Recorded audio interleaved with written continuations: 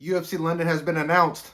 Here's my reaction. I see my haters proud of me now. When I'm around, it's all smiles. I took over my whole town. All right, to kick this thing off, I think this is a really good card. I've seen some people saying that this card is not up to snuff for a regular fight night or a UFC PPV. Obviously, it's not that. I mean, because you have some really good fighters on this card, and a lot of these fighters are homegrown from England and from the UK. So I'm not really sure why they would be upset about it, but I'll give this card a solid 8 on paper. On paper, I think this is going to be an 8 out of 10 in terms of excitement because there are some really good fights on this. The first couple of fights of the night, we have Melissa Mullings taking on Luna Carolina. This fight should be one of those fight throwaway fights, if I'm being completely honest, in the bantamweight division for the females. Then the fight after that, we have Shamrock coming back after having a not so successful UFC debut, taking on El Shawadi. Shawadi has been out for quite a bit of time, so hopefully he comes back and puts on a show versus Shamrock. That should be a fun fight, I think. Then following that fight, we have our first ranked fighter of the night, and he's taking on one of the better prospects in this division, which in this division is not really saying much. We have 10-1 Mick Parkin putting up his 13th ranked position in the UFC heavyweight division,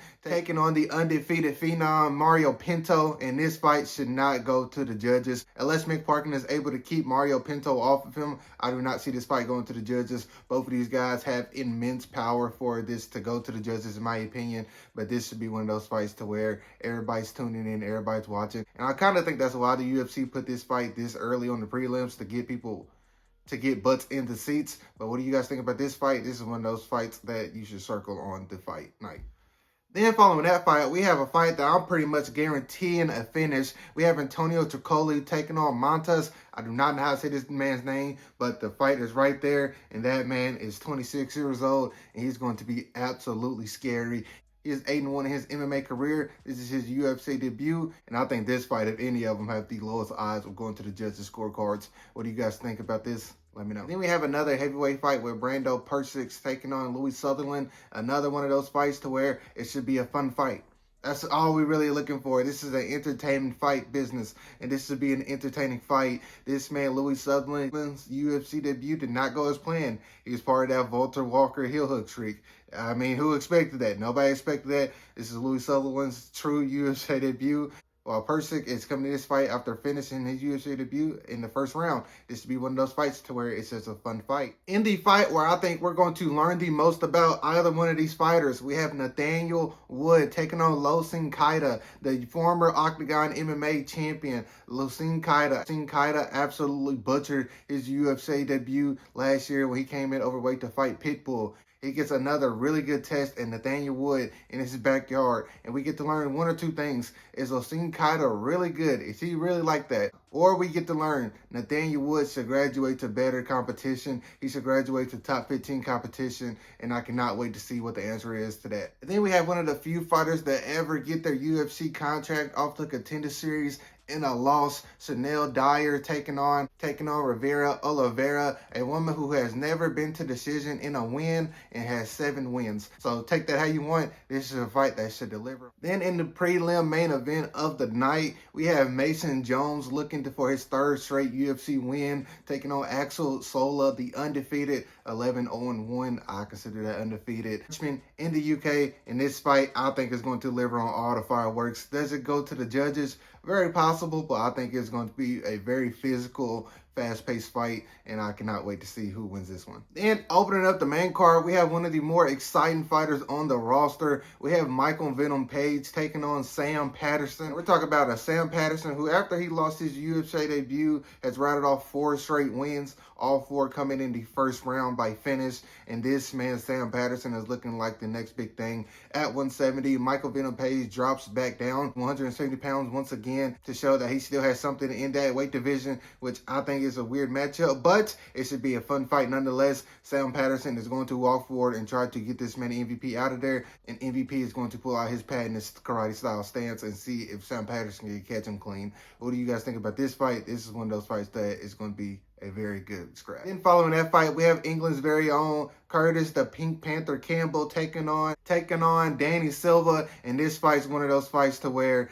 can Curtis Campbell capitalize on the spot that the UFC has put him in and put him in his home country on the main card in front of a very, very large crowd? Or can Danny Silva show the world that Kevin Viejo's took that man to decision, and Kevin Viejo's doesn't take too many people to decision, and Danny Silva is for real. What do you guys think about this fight? I think this is a very good matchmaking fight. Let me know. Then we probably have the most guaranteed knockout performance of your night. We have Ero Baranowski taking on Austin Lane. Austin Lane at 205 pounds, coming off of back-to-back losses.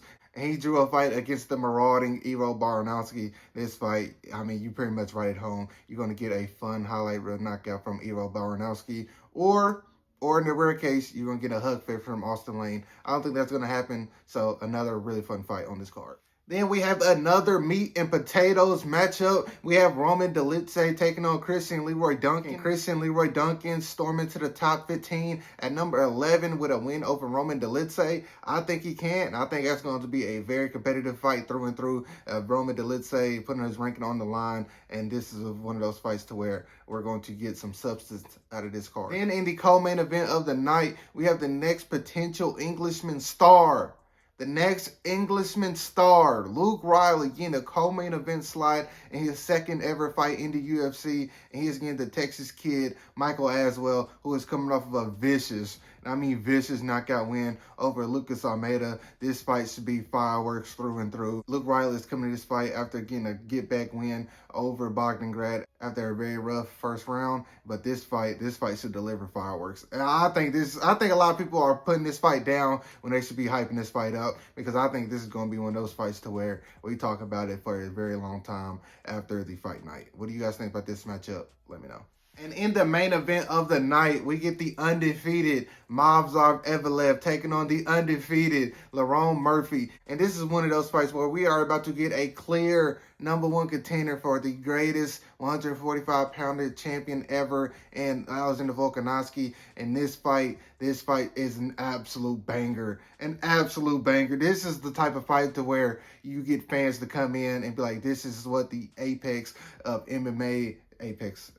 Do not get me started on Apex. This is the peak of MMA. This is the type of matchups to where, yes, the best is fighting the best. All is good in the world. But this card as a whole, I think it is a really good card. You have a lot of Englishmen and UK fighters on this card, and you're going to potentially produce probably about 2 or 3 people to where like, oh yeah, Chanel Dyer's fighting, I'm going to go watch that. Oh, McFarland's fighting, I'm going to go watch that. Oh, Curtis Campbell's fighting, I got to turn the TV on. Probably going to get about 2 or 3 of those out of this card. If I'm talking about like 2 or 3 years down the line, they got to build some stock up. But this fight card is a pretty good fight card in my opinion. What would you guys rate it? What was your favorite matchup on the card? What was your least favorite matchup on the card? Let me know down below in the comments. And like always, if you guys enjoyed the video, please make sure you like, comment, and subscribe.